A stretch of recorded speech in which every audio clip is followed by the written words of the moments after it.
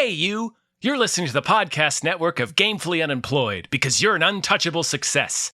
To support us and gain access to great exclusive shows like our brand new Supernatural watch-along Himboos, head over to patreon.com/gamefullyunemployed. You'll also get your lucky little mitts on hundreds of episodes of our other exclusive shows like Tom and Jeff Watch Batman, Star Trek The Next Futurama, Spiel Boys, and the complete series of Fox Mulder is a Maniac. We do movie nights, game streaming, regular mini-series and surprise shows, and you can even commission your own podcast about anything you want, within reason. You have nothing to lose and everything to gain by heading to patreon.com/gamefullyunemployed. That's patreon.com/GAMEFULLY unemployed. Probably don't need help with that word.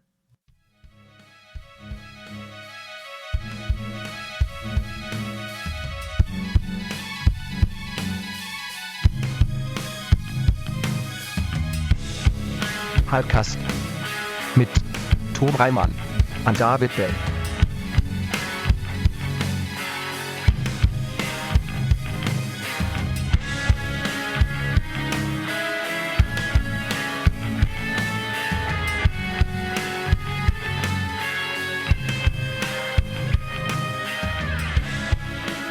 Ava's taking a nap. So I'll have to put a little dampener on. I have to put my hype dampener on for when I do the bit. No worries. For when I do the opening bit, Dave. Yeah, soft hype. Soft hype. Soft hype, gentle hype. Still hype. I can be as loud as I want, but yes. It's true. Yeah. You can do it. Yeah. Yeah, your parents are gone for the weekend.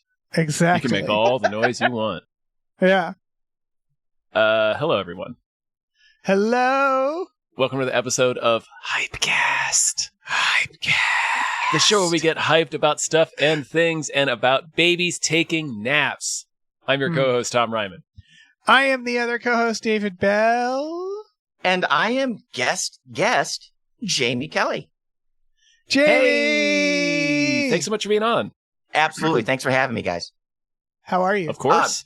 I'm great. It's good to be back. Yeah. Always a pleasure. Thanks for being on, as Tom said. What's new? Anything new? On my end? Mm-hmm. Yeah. Oh, hell yeah. New events. Well, all kinds of really cool stuff that I'm not quite privy to talk about just yet, but that will become manifest publicly very soon. Secrets. Yes. Many secrets. Top Very cool secrets. secrets. Yes. All right. Well, do you have anything that you can tell people about? Yes. Like where they can find you, or like anything like that. Yeah. The big push for the time being is my band's Bandcamp account. I need people to follow and, more importantly, to sign up to the mailing list because I got some really cool things going on, and I'm not going to spam you. There's no pick me garbage or bullshit like that. It's going to alert you when new songs come out and if there's little bits of merch that come out for the time being. But if you guys go to thisislandearthband.bandcamp.com, go follow, join the mailing list. There's all kinds of really neat shit going on there. And, that'll really, really help out. That's the thing I'm pushing right now. Okay. Cool. And no spamming. No spamming. And if people are wondering what the band sounds like, imagine like They Might Be Giants that smoked and drank. Oh, hell yeah. Did they Sweet. not be giants? Or were they like straight edge? They drink a lot of coffee is Yeah, the lore. they do sound that way. That's the lore. They do give that impression. Yeah. Like, I like They Might Be Giants, but I do feel like I'm cooler than them. Yeah. They're my favorite band, so I know them inside and out, going on like 30 years of being a fan. And when you pay enough attention to like the podcasts and the interviews and, all the little documentaries and stuff, you can kind of read between the lines. I think one of them's a drinker. Yeah. But for the most part, they're squares. But yeah, for the most part, they're pretty goddamn square. Mm. But not my band. Right. Not my band. We party. Just Your a band bunch is of cool. L7s. Weenies. Oh, sevens, I forgot. Hell yeah. But that's my big plug, yeah. Right on. Sweet. You like movies? More and more with each passing day. Oh, good. What luck. I'm going to say, for the record, not any of the movies that we're reviewing today, but I'll tell you what I'm hyped about. Talking about movies at all with you guys. That's reason enough to be hyped. I'm always hyped about that. What's the last movie you saw, like in theaters? In theaters? Oh, shit. The Menu. Wow. That's Man, it's been a minute, huh? It's been a minute, and it was so satisfying for my taste that it's like winning a scratch-off ticket. Once you get your $300, you don't buy again. You don't play again. Sure. I had do, my, but yeah. I had my fill at the theater once. I was so pleased with The Menu. I was like, okay, I win. That's it. I'm not going back. That's a good one. That might be one of my favorite recent movies. Yeah. I mean, it's how many years ago was that? I was like, I feel like What, That was like 2 or 3 years ago, yeah. I was gonna say It's it's like been a minute. 2023. That feels like a 2023 movie. Yeah. It just gives me that vibe. Well, we can talk about movies, about trailers. Oh, please. But first, that. we have That some could be patrons us. to thank. Oh, hell yeah. Yeah, Yeah, let's do it. Let's thank some patrons. Starting with big thank you to @NerdNumber says, check out MikeSlider.com for amazing Babylon 5 takes. Thank you. Thank you to the Milker. Thank you to Zero Charisma. Thank you. Thank you. Thank you to 2001: A Space McNulty Odyssey. Thank you so much. Thank you to AJ. Thank you. Thank you to Andrew Howe presents Andrew and Andrew Watch Twin Peaks. Thank you. Thank you to Andrew McGuire, likes how Tom says Sasquatch. Sasquatch. Thank you to As Long As I Got My Suit and Kai. Thank you so much. Thank you. And thank you to Asking Seven. Thank you. Thank you. All right, let me jump Always in a here. pleasure. Indeed. Thank you to BLT22EWHVIS-B. Thank you. Thank you to Bootler is looking forward to season 3 of Him Booze. Mm-hmm. Me too, man. Yes, Me too. Me too. Thank you to Braxton is busting loose and writing a big old nerd book. Wish me luck. Good luck. Good luck, Braxton. Thank you to Brian, who Tom knows. Thank you. Thank you to Brockway loves the meat millie. Yes. Thank you to Burrito, the skankiest slut in town. Thank you. Thank you to By Chester. Mixed two of them up. By Jason Pargin's highly controversial new book, I'm starting to worry about this black box of doom out now. Thank you. And thank you to Chester's Prophet. Thank you. You can buy Chester's book if you want to. I don't. That's up to you. That's between you and Chester. Movies. First trailer. This is like the official trailer. The fish. Yeah. For the Mandalorian and Grogu. It's the guy in the little wiener and like they fly around. His little wiener in his Professor X car. Yeah. Zooming around. I saw the teaser to this and I have nothing against this personally, but for the first time I don't know how to word this. The trailer gives you nothing that the teaser didn't, I guess, is really what it comes down to. It really doesn't. Yeah, it's just like, yep, that is the thing I expected. Sure looks like what I expected this movie to be. We're officially making children's movies now, aren't we, with the Star Wars? Yeah, I mean, you could argue we always were. Yeah, to some but extent. sure. This is capital C. This is... Yes, it was weird. So, again, this is not a revelation, but when I watched this trailer, I said to myself, wow, we really are just banging action figures together, aren't we?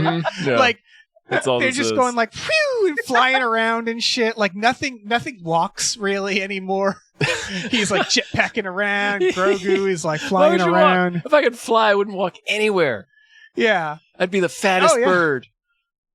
Actually, I guess you wouldn't Yeah. because you'd have to really exercise as a bird. But if I had a jetpack, I'd be the fattest Mandalorian. Oh yeah, of course. Me too. But it's just dangling in the air like a hummingbird. right. It's just world's least surprising revelation was me going they just want to sell toys, don't they? Yeah. Yeah. Story of Star Wars. It looks fine. I don't know. It's got Jabba or a hut. It's got a hut in huts. there. Yeah. It's I like seeing city stuff and they are jetpacking through it, but it's cool to see the streets of Coruscant or wherever they are. That's kind of neat. Oh yeah. But yeah, I think we might have said this last time, but I really don't think this movie's gonna be a big $1 billion hit. Maybe I'm wrong. I don't know, but I don't. I don't know. We'll see. I don't know. Yeah, I wouldn't be surprised if it wasn't, but I can see it making a good amount of money. I think people are kind of ready for, more than ready for another Star Wars.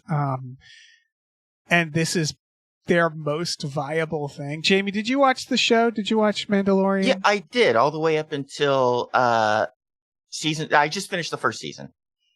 Yeah.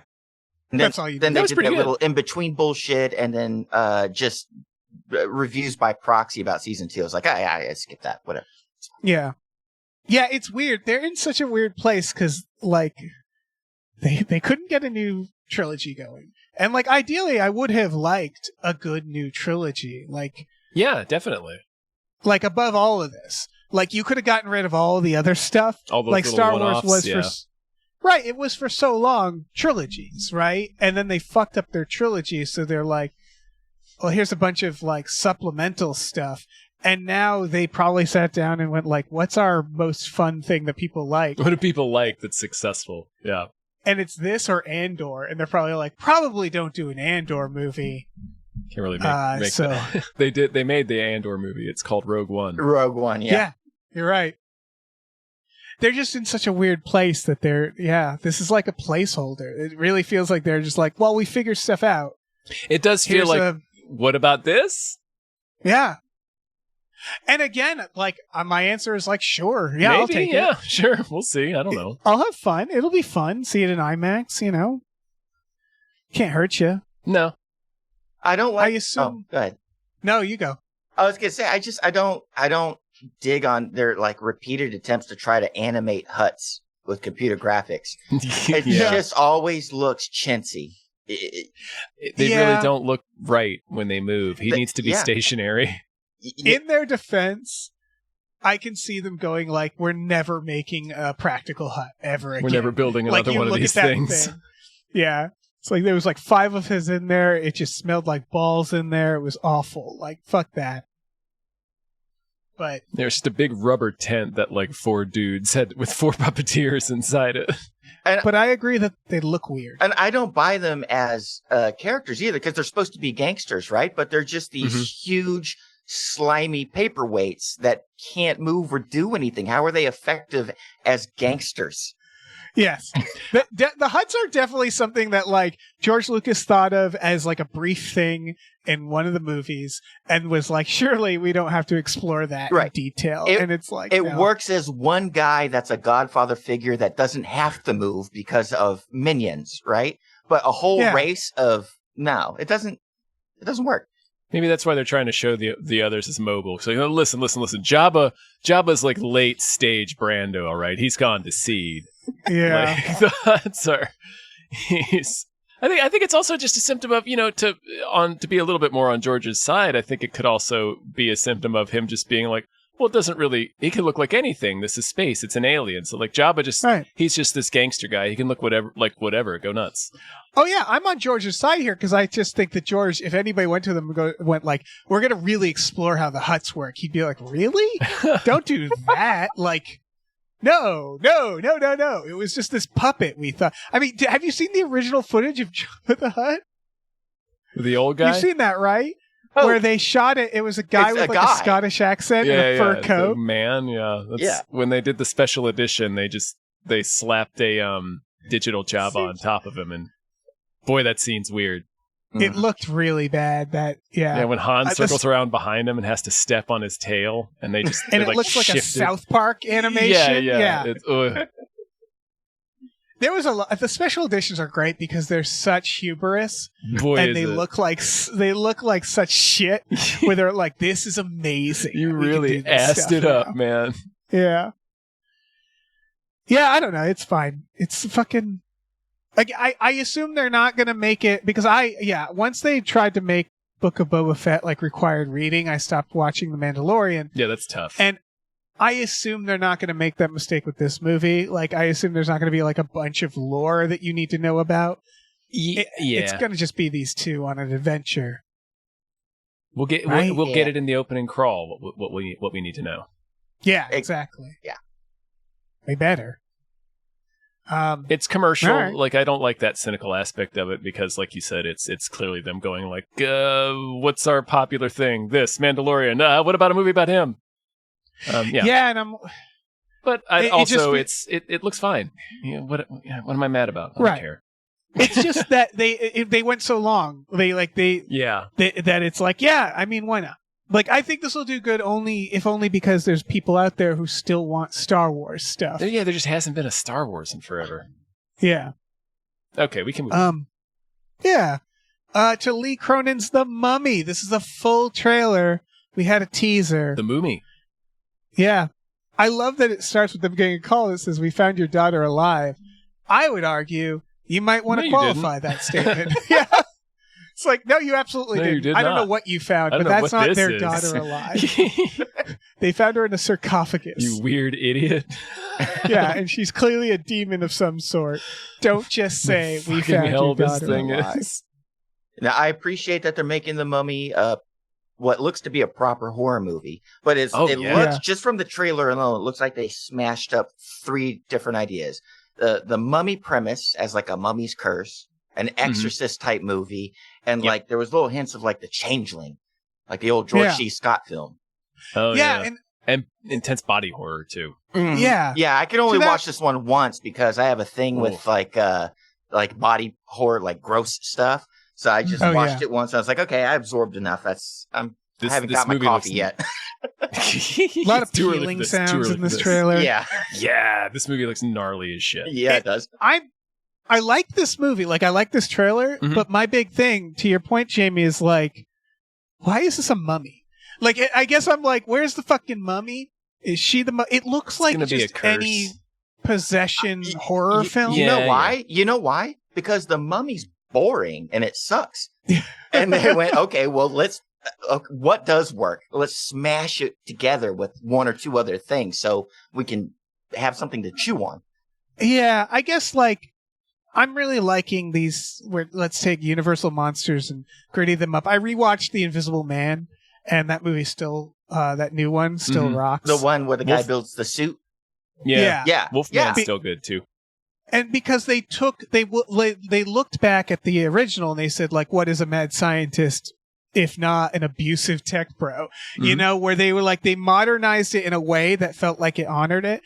I'm not a huge fan of the original Mummy. This just didn't feel very Mummy to me, I guess, where I was like, all right, she was found in a sarcophagus. But it feels like this is like... You're right. It does just kind of seem like a backdoor into yet another possession movie. I hadn't considered that. A good one. Yeah, don't get me wrong. They put some mummy veneer on it, and that's about it. Yeah, she's wearing some mummy veneers in that one shot with bloody ass teeth. Yeah. Oh, yeah. She looks great. She's got the Guillermo del Toro creature teeth. Fucking brutal. Yeah. Her being like, don't worry, Grandma, you'd like being with those dead. chompers. Oh yeah, Grandma, you'll like being dead. That's a fun line for a possession movie, but I'm like, that just doesn't feel like The Mummy to me. I don't know. It just feels like... I think it's good. It looks a little like Pet Sematary. Yeah. Yeah. Okay. That makes sense. Yeah. Yeah, I don't know what happened to this. We'll see. I assume there's another mummy. Like, I assume, because it's like, what happened to her? How did she show up in the sarcophagus? There were 57 others. Yeah. What's at root here? What's at work here? I think you know what? Maybe be more to do with the mummy. I bet it's like an army. Like, we're seeing like just one of many that the main mummy did this to, right? Like, we're just seeing a piece of a bigger thing. Right, it's like Mummy Fagin and his army of street urchins. Yeah. Child mummies to pick pockets. Yeah. Yeah. Yes. That's cool. For money! That actually makes it feel more Mummy to me, is the idea of like, we're just seeing kind of like one little story in a larger thing that's happening. Mm-hmm. I always like it when they do that. It's kind of fun. So maybe it's that. Yeah. Maybe. I don't know. Did you guys recognize Papa? Did you guys recognize the dad? No. Dave, he's Sad Bear from Midsummer. Oh, it's the Sad Bear. It's the Sad Bear from Midsummer. Jamie, did you see Midsummer? No, I'm left out of this one, but so you're left out of that one. Okay. He's also in that. Gosh, we watched that Irish musical that he was in, and it was quite good too. I wish I could remember what that one was called. Which we've watched several. We've watched a couple of Irish musicals. Recently. That is true. Sing Street. There's Sing Street. I don't remember which one. He was the older brother in Sing Street. Remember, it's his younger brother and his girlfriend get on this boat to like sail to London in the end. Sing Street. Yeah. Yeah. Anyway, yeah, that's him. He's a sad bear. Some listeners will know what the sad bear is. He's gonna be a sad bear. He's gonna be a sad bear in this one too, man. Yeah. All right. Next trailer, Imperfect Woman. This is a real. This is a lady thriller. We have a lot of these. I feel like where it's not quite a murder mystery. But it is. Yeah. There is a murder. This looks almost exactly like Big Little Lies.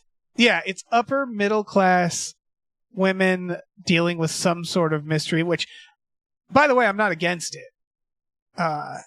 This is what Kerry Washington, Elizabeth Moss, and Kate Mara. I'll tell you what happened to Kate Mara. Fucking Kevin Spacey pushed her in front of a train. Yeah, we saw it. We all saw it. Yeah. What a dick. Yep. Yeah. It's a House of Cards reference. I'll probably watch it. I end up watching all of these because I like murder mysteries. Yeah. And it looks fine. I like all these actresses. RoboCop's there. Yeah, you got a Joel Kinnaman instead of an Alexander Skarsgård, but you can swap him in for a Skarsgård in a I first saw him in the Killing, so he has like murder mystery vibes to me. He's got murder mystery face, man. He really does. Yeah. Apple TV. Is this a series or a movie? Yeah, this is a series. This is a series. It's a series. Okay. Mm-hmm. Huh. Which is a little. I like a good murder mystery movie. Limited series, more. I don't mind either, but I get what you're saying. I don't know. I kind of like limited series murder mysteries more because there's more time for clues and intrigue. You kind of squish everything together in a movie. But both have their advantages. If they know how to handle it, yeah. Yeah, for me, it's mostly about time. I'll stop everything for a True Detective season. Like, there are certain top tier things that I'm like, all right, turn down the lights for a True Detective season. Yeah. But there's so many of these, and they all kind of look the same, that I'm like... That's true. They're very samey. But they're like popcorn, too. You can just crush them in like a couple of nights. For sure. I'll turn down the lights for True Detective Season 1. Are there others worth turning the lights down for? I think 4. I really liked 3 and 4. Oh, wow. Yeah. I actually like them all. But yes, I think in terms of like... 2's definitely the weakest. In terms of quality, it goes 1, 4, 3, 2. I would agree with that, but 4 and 3 really jockey for position with me. They're both really good. Yeah. I mean, 4 is fucking Jodie Foster, and that alone is like, God. I skeeted this, and I remember it got a big response for season 5. I know they're up to something already, but just do David Duchovny and Gillian Anderson. Come on, who gives a shit? Just do it. Fuck you. Just do it. Yeah, they've already got there. It's already in development. We're getting another one. So yeah, of course we are. I'll take 20. Like, it's just, I don't know. Sure. Keep them coming. Yeah. As long as you've got ideas. Yeah. It's the same as this show. It's just like, what if you take a murder mystery and you just make it look gritty and you're done, with True Detective. It's but there's also the weirdness to it too. Like weirdness in the classic literary sense of being like otherworldly. Yeah, the like almost supernatural. Almost cosmic. Yeah. Yeah. All right. Speaking of, I guess, weird supernatural. Weird cosmic, yeah. This is another series on Netflix, I believe, called Something Very Bad Is Going to Happen, which, God, these titles that are just sentences. Yeah. That's a full sentence. That's an entire sentence. However, this is a very good trailer, in my opinion. I found this one the most compelling, I think, out of all of them. It's really produced by the Duffer Brothers. Oh, okay, word. Which they're pushing a little bit. It's the writer or the creator wrote the Guillermo del Toro Cabinet of Curiosities, the one with the cream, the skin one. Do you remember that? I haven't seen that right, one. I've only watched 2 of them. I need to watch them all. Okay.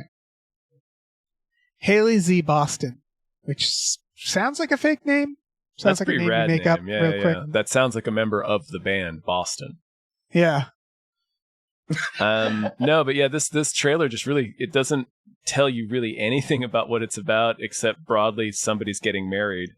It just spikes you with this feeling of foreboding. You feel like something very bad is going to happen. Yeah. Right. Sorry, Jamie. No, you're right. Somebody's getting married, and probably quite a few people are getting dead. So. Oh yeah. It's a sensory assault. I think also Ted Levine's in this. Oh fuck yeah, he is. So yeah, something very bad's gonna happen. Yeah. When he's there, and Jennifer Jason Leigh. Oh man, you can't put those two together in a room in No. 2026 in any decade. What do I? Forgive my ignorance. What do I know Ted Levine from? He's Buffalo Bill. Yeah. Oh shit. Okay. Is he Yeah. a great big fat person? Yeah, Oh, yeah. he's any weird, creepy guy in any Excellent. movie. He's also the Perfection. police captain on Monk. Yeah, something very bad is going to happen. Yeah, I think And if he's this is there with kind single white female. I think this is kind of a She Dies Tomorrow. You guys? Yeah, I remember that one. Either of you see that? Yeah, we Tom, you covered saw it. Jamie? We covered it. Oh, okay, it's a great idea. It's about a woman who is convinced she's going to die tomorrow, and she becomes really really terrified by that, and it starts spreading like an epidemic where everybody becomes convinced they're going to die tomorrow, and it's a world of people all acting like nothing matters.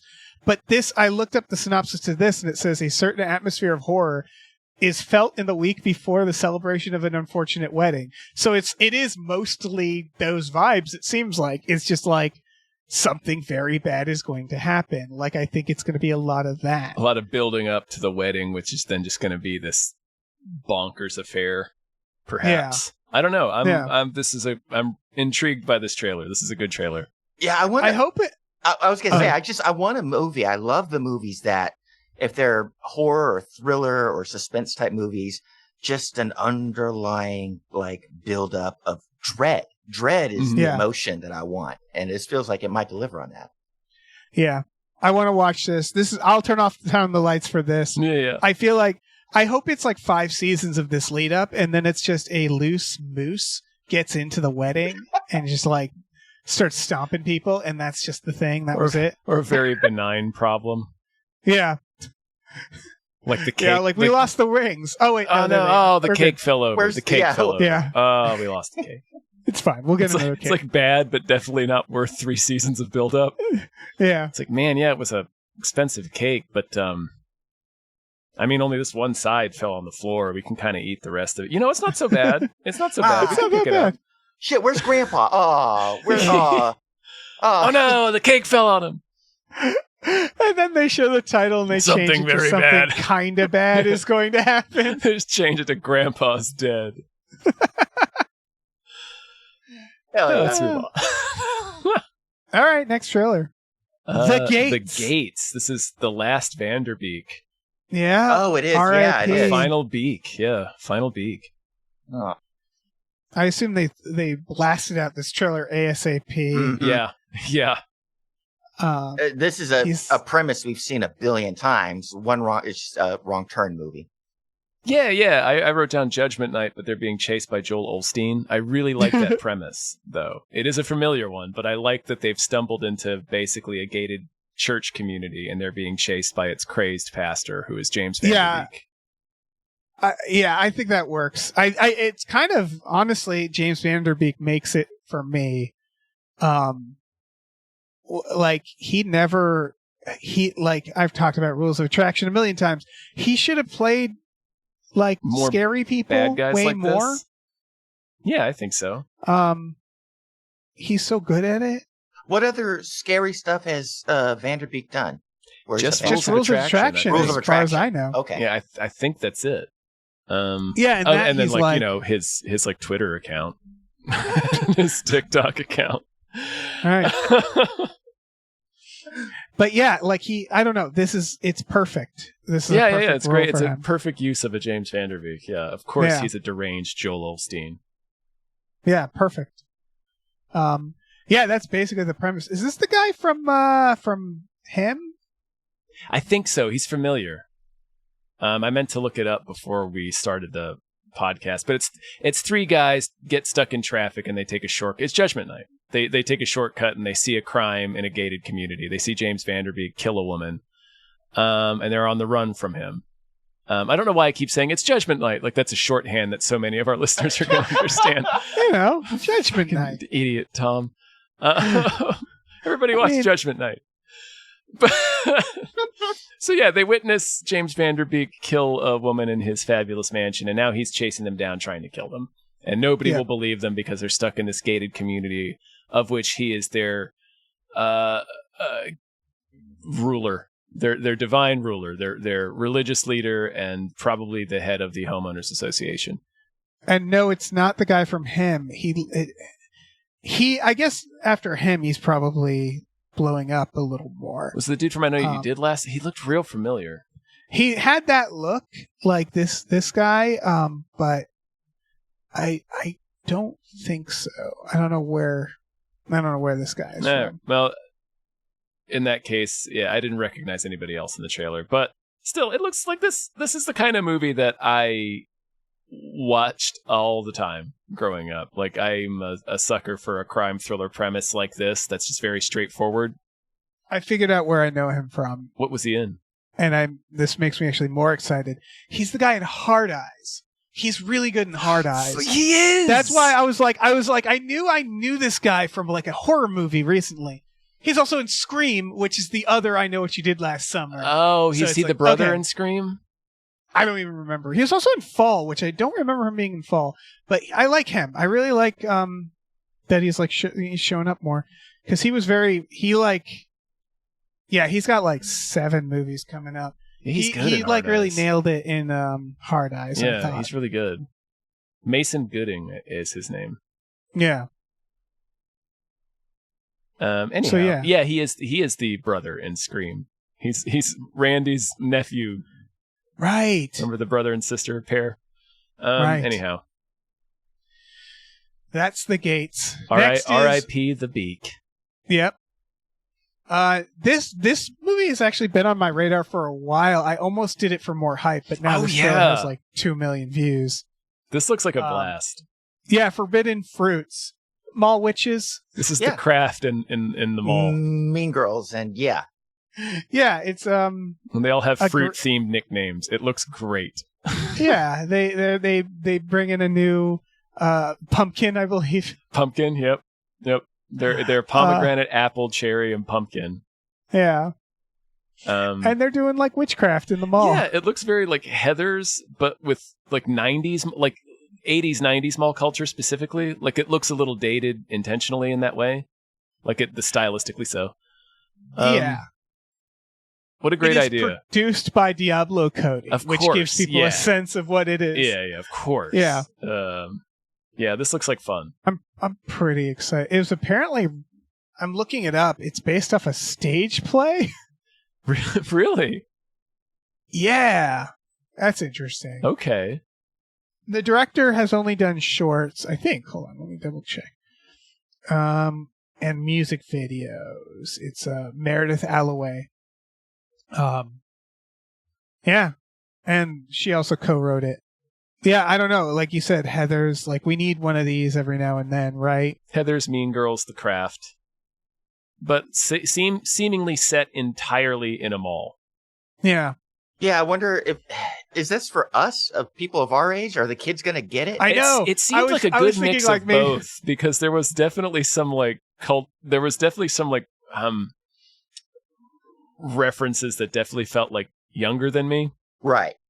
But also like the idea and the setting of it feels very aimed at us. Mm-hmm. Right. I assume like as the movie progressed, a lot of the stores would just slowly get shuttered in the background as they're going.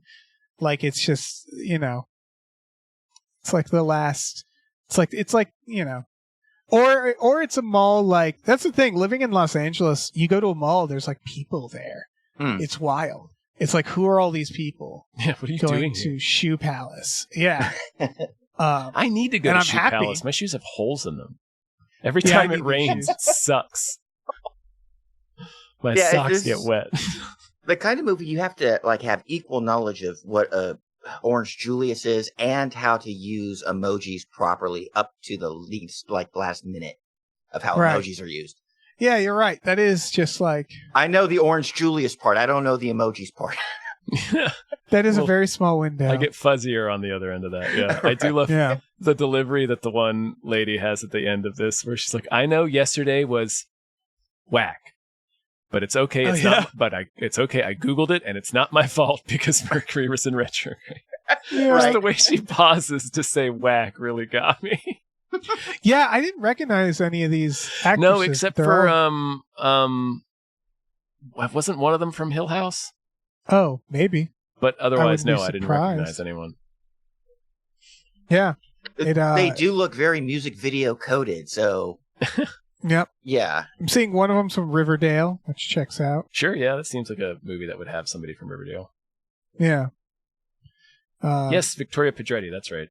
She's the blonde one. She's from Nell, I think is her name. Yeah, she's great. She kills it in Bly Manor. She has a big role. That's right. Yeah.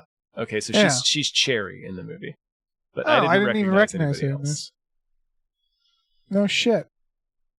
All right, cool. Yeah, this looks fun as hell. All right, we have Slanted, our next one. This is just a very unsubtle body horror film. Yeah. This one's touchy. It's about a young girl in high school who does basically the substance, but to become white. Mm-hmm. Yeah. She's Chinese American, and she wants to compete with this like weird racist prom queen. Yeah. It's a bit like Election, too. There's a lot of Election vibes in there. Yeah. Yeah. It looks fine. So, yeah, she has surgery to turn herself into a white girl to run for class president. Right. And, like, her hair starts falling out. She starts bleeding from the face and stuff. Lots of substance stuff. Yeah. Very the substance, yeah. Yeah. It's, it probably was thought up before. Like, I think the substance is one of those ideas where it's like, there's probably a lot of parallels thinking. Yeah. Yeah.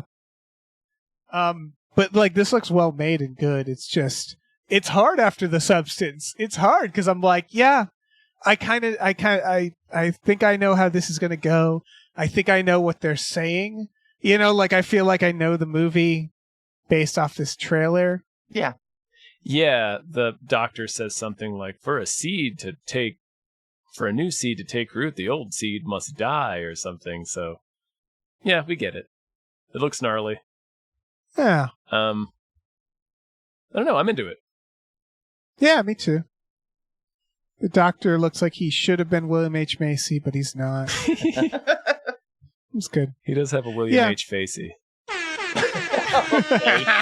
it is. I was trying to think of a pun, and I knew you'd come in. I knew you'd swoop in. I got you, man. Right. I got you. Main event. I saw this trailer in theaters. Me too. Okay. When we watched Good Luck, Have Fun, Don't Die. Yeah, not to be confused with the Husky Handjob movie, mind you. Which is also called Deep Water. Yeah, this is Deep Water. 2026. Directed by Rennie Harlan, folks, and it is about sharks. Yeah, it's a shark movie from the director of Deep Blue Sea. He's back. What are your feelings about Deep Blue Sea, Jamie? It's infested with sharks. It is. Full of too many sharks. We got to get rid of them now. Right. I like one shark movie, man. I like Jaws, and I don't give a shit about any other shark movie. I haven't been impressed. That is completely fair. So you don't even like Jaws is my favorite movie, but I also love the Jaws sequels because I love trash. Like I'm right. both ironically and unironically, but I like just like they're in a completely separate category for me. Sure. Like Jaws isn't like, well, this is a good movie that I sit down and watch. Like every other shark movie is in like the Congo category of film for me. Right. So like, in my mind, like Deep Blue Sea is a fucking blast. Yeah, I love Deep Blue Sea. This has... He's also the director of Cliffhanger, which they remind us of. Cliffhanger's a fabulous movie. What was the shark movie where the chick is like just stuck on a tiny little island? The Shallows. The Shallows. That one's really good. I like that if it was just like a short film. I can see that. Yeah, there gets a little like where the guy shows up to like steal her surfboard. Right. And then you see a little bit of them trying to figure out how we keep this going for 90 minutes. But I do like that one a lot. I like the however many meters down movies. Right. Oh yeah, those aren't bad. And this isn't the only plane crash shark movies because they love those. We just saw a Cole Meany one. Yeah, I think so. This it looks like has been through. I think this probably has a really long pre-production history because I just looked it up. It has 6 writers, and I'm like, for the shark plane movie, but that to me says that it's been passed around like writer to writer. Yeah. And we should note that it also has Ben Kingsley and Aaron Eckhart. Yeah.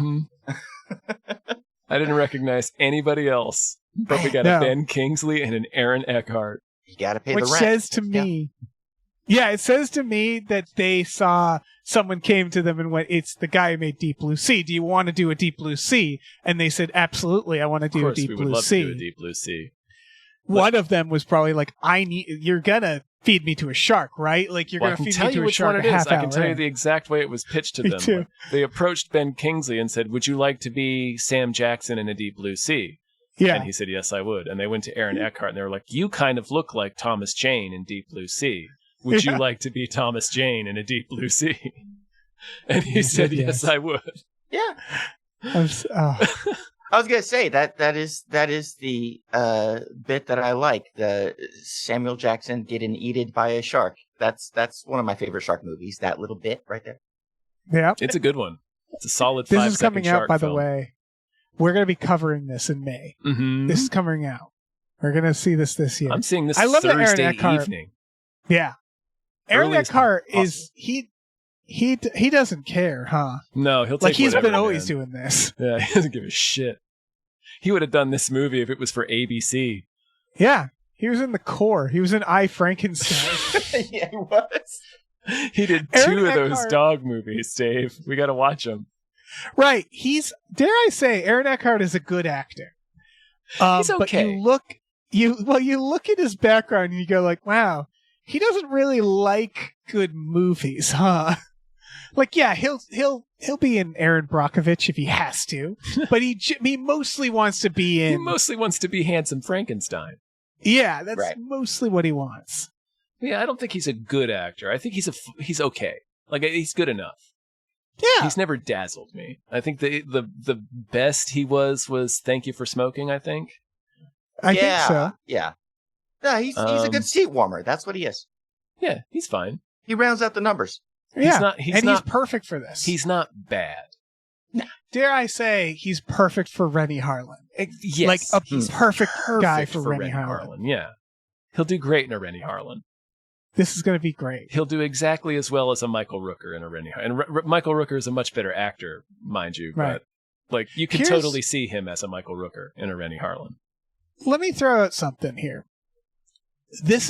Why is Deep Blue Sea the best dumb shark movie? And it's by a lot. You know what I mean? Where it's like, and I think I know the answer. My answer is because there's no pretense to it.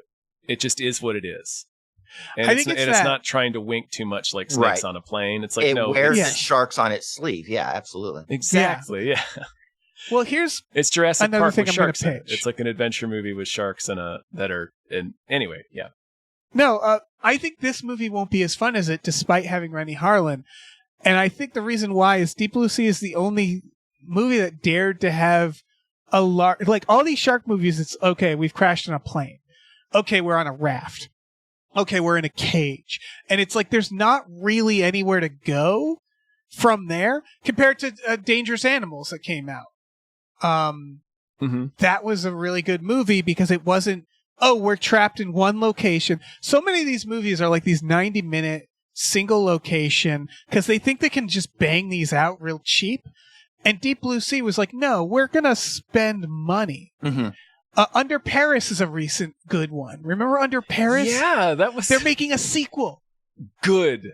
Because you remember how that ended, Dave. Yes. With the exception of The Shallows, for the most part, the problem is they bang these out and go like, we need just like a green screen and a chick on a raft, and we got a shark movie. And it's like, no, have an underwater research station that makes no sense. Right. I think that's how you do it. The thing that works about Deep Blue Sea is there's a gleefulness in the shark violence. Mm-hmm. It gives you exactly what you want. Just bam. Right. It really embraced the slasher movie aspect of being a trash shark film. Yeah. Right. I think the Meg was onto something, but like I have some issues with both of the Megs. I think the second one was closer, but yeah. The Meg, it was closer. The Meg's a little closer. I mean, from my recollection, because I only seen bits of the Meg, it was drifting too far to like Sharknado territory, and it's like cheapness. Yeah, I knew it was funny. This is weird criticism. I didn't think the shark was big enough. I'm just like, if you're gonna do a big shark movie, make them twice as big. It needs to be bigger than that. Yeah, make them bigger. Make them bigger. I'm sorry. The second one's pretty rad, in my opinion, but it gets closer. The second one is rad, but not because of the shark. That's the problem. Is the second one is just a monster movie. Yes, and it's a good one. Yeah, but it doesn't like scratch the shark itch. No, it's not really a shark movie, and that's kind of the problem with the Meg as well. It's not really a shark movie; it's a monster movie. It's so big at that point, you can't really do a shark movie. There's a size limit to a shark, in my opinion. Controversial shark movie opinion. If it's too big of a shark, it's no longer a shark movie. That's why I was like, might as well make the shark twice as big in the Meg, because it's like, who gives a shit? Give it legs at that point. Fuck it. Yeah, make it like a Cthulhu type monster at that point. Yeah, thick thighs. Oh yeah, it's a real muscular shark. A street shark, if you will. A street shark. Yeah, I was thinking that. Oh. just flexing up out of the waves. Put some glasses on him. We don't get to see the sharks in this trailer though, which is key. No, just another controversial opinion, maybe. Yeah, we do. We see one fin. You're right. Yeah. But another controversial opinion. I think the sharks in Deep Blue Sea look good. I do too. The practical sharks, the digital sharks. Yeah, they're mostly practical. Yeah, that's why. From the 90s, but yeah. Okay, everyone's in agreement here. Cool. Fuck yeah. Fucking Skarsgård's in that movie. God, what a great movie. Stellan Skarsgård. He's introduced pissing into the wind. Yeah, beautiful film. Incredible movie. That's it for trailers. Should we think some more producers? Yeah, I should I spoil Under Paris? Because I want people to watch Under Paris now. There's an Under Paris 2 coming out. Watch Under Paris, people. All I'll say is like, when you watch a movie and you go like, wouldn't it be funny if blank happened? The movie hears you, it just does the thing. It does the thing. Nice. Yeah, it'd be really funny if that. Holy shit! It's actually happening. Yeah, and it is a real holy shit. If I recall, Under Paris, most of the sharks, their advantage is the fact that humans in that are like, they're very stupid. Yeah. They're like gerbils. Yeah. Real dumb. Real hollow skulls. The people in that movie. Great film. Yeah, let's thank some more producers. Yeah, we need to watch Under Paris again. Yeah. All right. Big thank you to Christopher Robert Sparks, Esquire. Thank you. Thank you to Dan Hackroyd. Thank you so much. Thank you to Dave Ruff. Thank you. Thank you to David Knife Boot Henson. Thank you to Deborah's Awesome. Barbara's Great and Cancer Can Go to Hell. Thank you. Thank you to Driftless, Magistrate of Wagga Wagga, and Skull Tower Aficionado. Thank you. Thank you to Exploding Rooms. Thank you so much. Thank you to Fat Todd's Chocolate Hog. Thank you. Thank you to Funky J Mostly Comes Out at Night. Mostly. Thank you. Thank you to Happy Ed Classic. Thank you. All right, let me jump in here. Thank you to Heathcliff's Helping Handfuls. Thank you. Thank you to Highlander Likes the Way Tom Says, pretty sweet. Thank you. Thank you to I Was Quite Frankly Out of Excuses. Thank you. Thank you to I'm Not Allowed to Say That on a Podcast. Thank you. Thank you to Joe Man, the Love Skeleton. Thank you. Thank you to Lieutenant Frank Drebin, Police Squad. Thanks. Thank you to Look Mime on a Podcast. Thank you. Thank you to Mackenzie Fuck Shuffling with Willem Dafoe's confusingly large dick, Chill. Thank you. Thank you to Mike the Lurker. Thank you. Thank you to Norm from Cheers. Thanks. And thank you to Norm from Cheers and Dying Love for Ridley Scott's Kingdom of Heaven. Thank you. Thank you. Thank you very much. Thank you. What do we got? News stories. News stories? We got Charlie's Angels reboot. Sure. Exactly. It's very early in development. This is one where I don't know who, but I want to take someone aside and go like, it's over. We've moved on. We're not still trying out Mod Squad remakes. Yeah, we don't need this. We need to move on. I don't know what formula in their heads they have where they think like this will work. Like I liked that weird gritty one they did with the Elizabeth Banks one. Made. It was okay. Yeah, it was okay. It was I had hoped it would be better. I wanted to like it more than I did. Well, the problem is like, but there's nothing to do. It's Charlie's Angels. Like, what do you? Yeah. Why are we still doing this? The show was fucking 50 years ago. Like, it's not like something that has continued to be iterated upon, like a Star Trek or a Twilight Zone or other shows or properties that have been around for that long. It's pretty much just the idea of what if these 3 hot ladies were secret agents, which is a great idea. It's weird you can't make that work. Maybe it doesn't need the Charlie's Angels property. I don't know. I think there's a few ways you can go with it. One, campy, funny, which is what they did with the first adaptation, right? Right, in the aughts. Let's have Bill Murray in there, you know.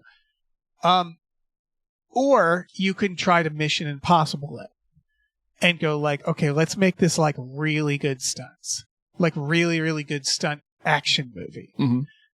And they don't seem to be committed to that idea. And it's almost like they're trying to keep the ball in the air a little bit because Mission Impossible is based off something that no one remembers.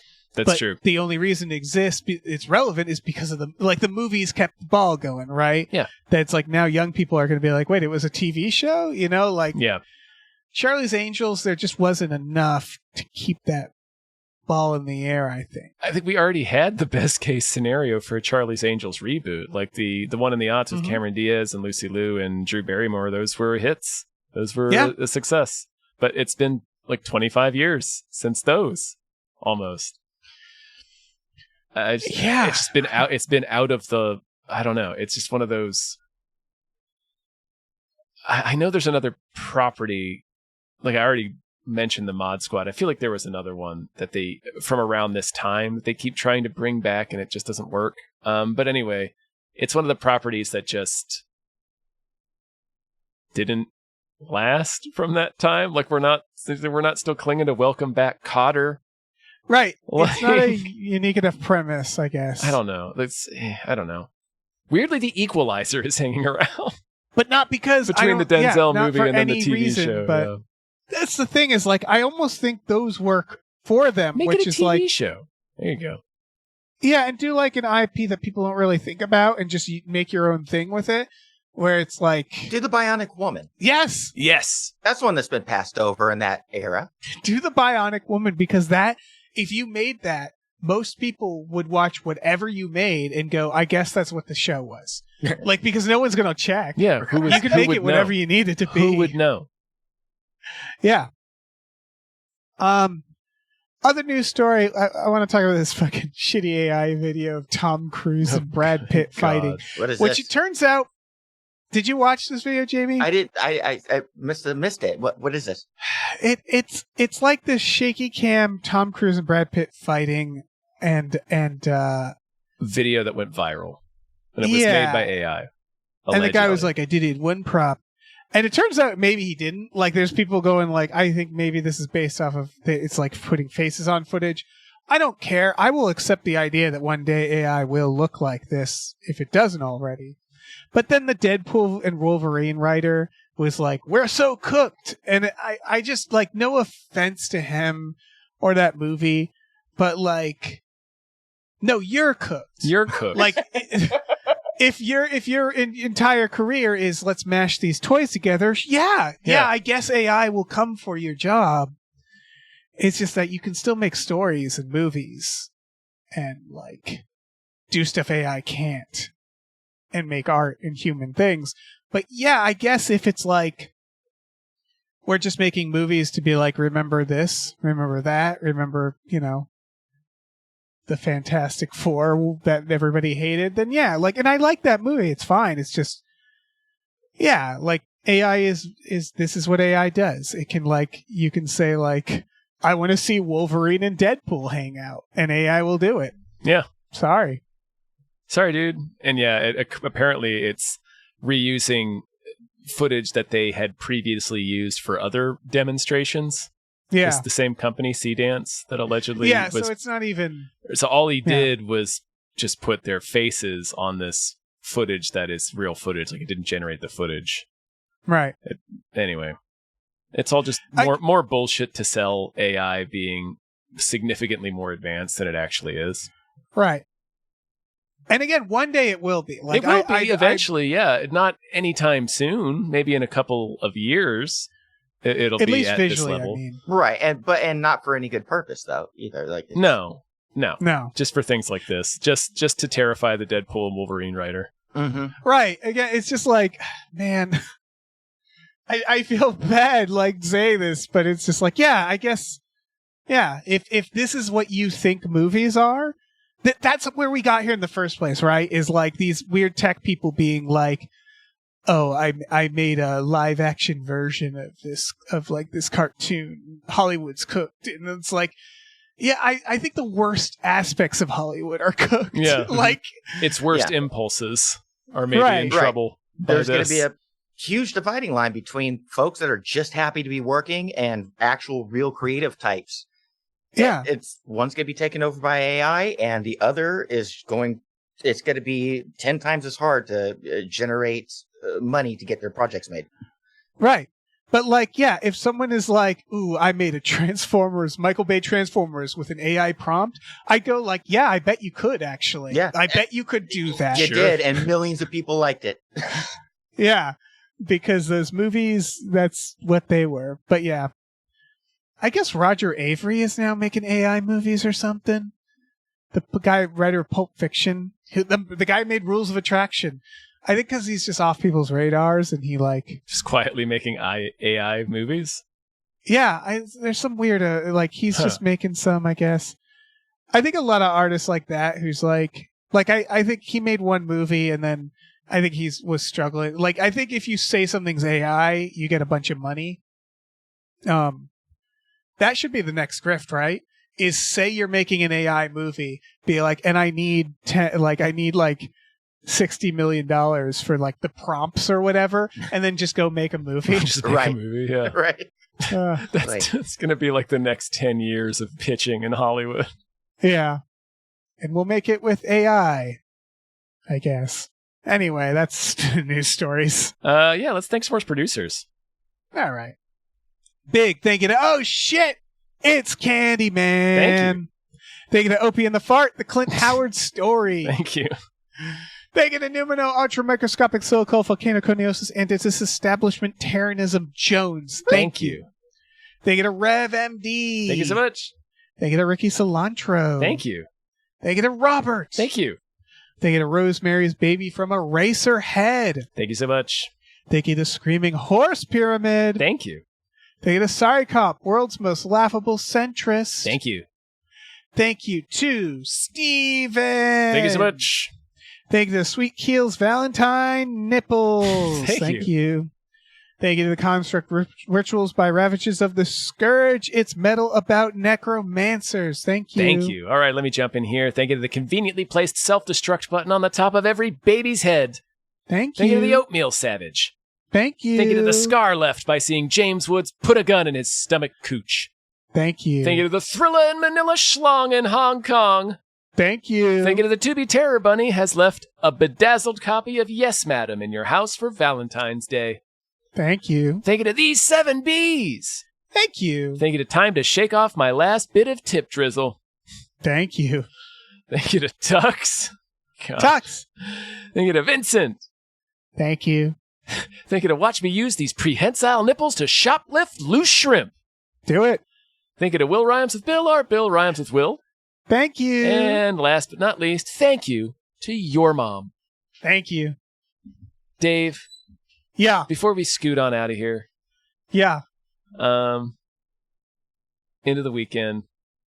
Scoot into our various activities. I just want to keep saying scoot. Scoot. Scoot.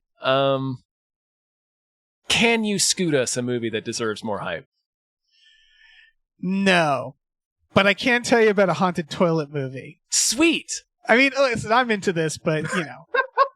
But I also needed to stop it right now. Yeah.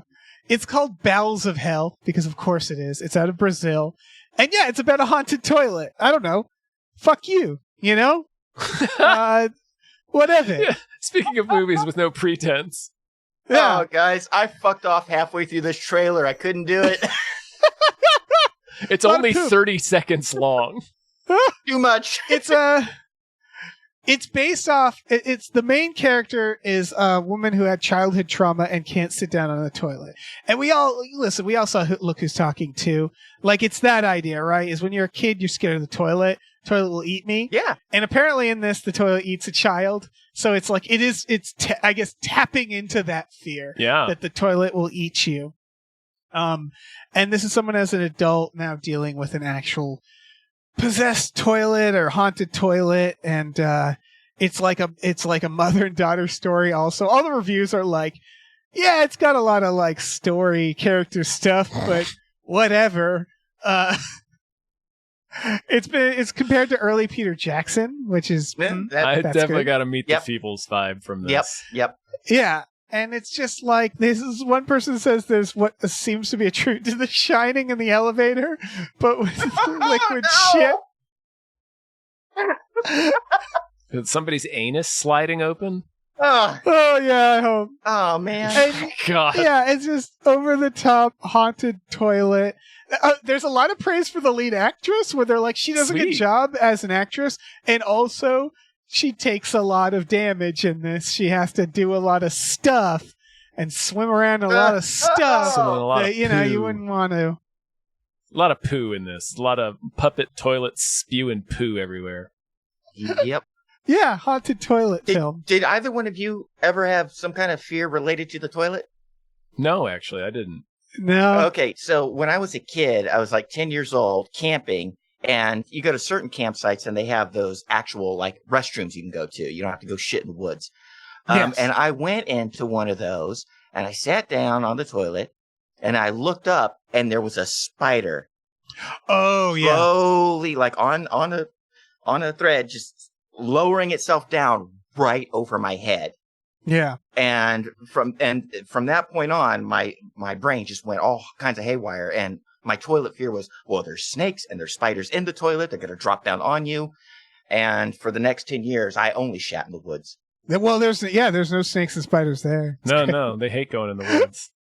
Yeah, no, I think people don't like, when you're on the toilet, you're defenseless, right? Like, that's what it comes down to. Right. Yeah, you don't need like, that's what people are actually scared I would have that would destroy me. Right. My private when I'm on the toilet interrupted by a spider. Right. Oh, yeah. Like, the threshold to reasons you might get up and like look into something, it changes when you're on the toilet, right? Where you're like, I'm going to have to hear an explosion, but not even an explosion, a close explosion to maybe stop what I'm doing. Right. And even then, I might need to hear some screaming, where you're like, you're gonna need, you get what I'm saying. Tom, you're all right. Tom had to spit his drink back out. It really tickled me. Yeah. No, but you're right. You're absolutely right. Like, it needs to be a fucking emergency, right, for me to stop shitting. Yeah, because otherwise, it's like, if someone's like, "There's a fire in the house," Right. You go like, "How big is the fire?" Right. It has to. It's like, there was a gunshot. Okay, is it inside the house? Right. Okay, is it like, how close? Was it in the hall or like in the kitchen? Right. If it's in the kitchen, maybe I'll finish up here. Yeah, because you're gonna have to give me a second. Yeah. So yeah, that's the problem with it's like a when you're shitting, you're really committing to something, and it's like this You're gonna locked be in, so man. like a spider is one of those things where you're like, oh fuck, like I can't quite. You would leave it in any other situation except when it's descending right on above your head. Right. Like, then Right. you have to react to it. Yeah, you do. Open your mouth, just eat it. Yeah. Teach it a lesson it won't soon forget. Yeah, You're not the only thing that can bite, motherfucker. exactly. Oh, fuck, I may yeah. not have venom, but I'm huge. So Yeah, Bowels of comparatively. Hell, haunted toilet Bowels movie of out Hell. of Brazil. It knows what it is. Yeah. The reviews are surprisingly decent. Like, the reviews are like a lot of like 3 out of 4 stars or like 8 out of 10. All right. Where it's like, all right, this isn't like, the critics aren't like, this is awful. They're like, yeah, it was pretty good. It's like, all right, fine. Okay. Bowels of Hell. Charming. Good title. Solid pun. Yeah. There you go. Oh, yeah. I like it. Love a good pun, obviously. Oh, yeah. Of course. Turd pun? Yeah. Oh, yeah. Yeah. If you like poop stuff, check it out. Yeah. And with that, I believe that's a sewed. Woo-hoo! We did it. Thank you so much, Jamie, for being on. Absolutely. Yes. It's a blast. Do you want to plug some stuff here at the end? Yeah, one more plug. Just like same from the top. Everybody go to thisislandearthband.bandcamp.com. Follow that account, and it's going to give you an option to sign up for the mailing list. Please do that, and you'll get cool-ass, kick-ass music. Sweet. Awesome. Do it. Do it, folks. We have a Patreon, patreon.com/gamefullyunemployed. If you go on there for $5 a month, you get access to exclusive podcasts like Tom and Jeff Watch Batman, Fox Mulder is a Maniac, Star Trek The Next Futurama, Spiel Boys, Him Booze, which is about supernatural. We watch movies every Friday night, such as Under Paris. We watch that. We watch many a shark movie. Dare I say we're due for a Deep Blue Sea, but we're always kind of due for one. It's always circling us like a large, super intelligent shark. Yeah, exactly. So check that out. All sorts of tiers and fun stuff. Yeah.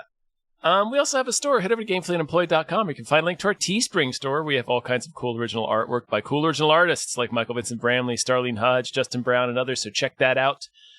Please rate and review our podcast wherever you're listening, and check out our other show, Badical, Badical, also wherever you are listening, and rate and review that one as well. Yeah. You know. Give us some stars. Huck those stars at us like a ninja. Slide open the elevator doors of your anus and unleash your stars upon us. Right? That's what people say, right?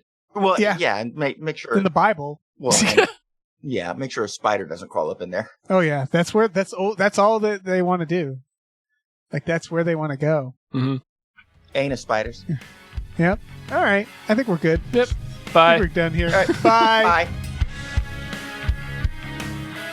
Hey, listen, our music is produced by Chris Corlew. You can find him on twitter.com as The Corlew, or go to shipwreckedsailor.bandcamp.com. Our channel artwork is produced by Michael Vincent Bramley. For more of his work, go to mvbramley.art. Our episode artwork is by Justin Brown, available on Twitter as Justin T. Brown or at artistbyjustinbrown.com. And finally, additional artwork is by Starlene Hodge. You can find her work at starlenearts.com or on Twitter as StarleneX. Cool. Goodbye.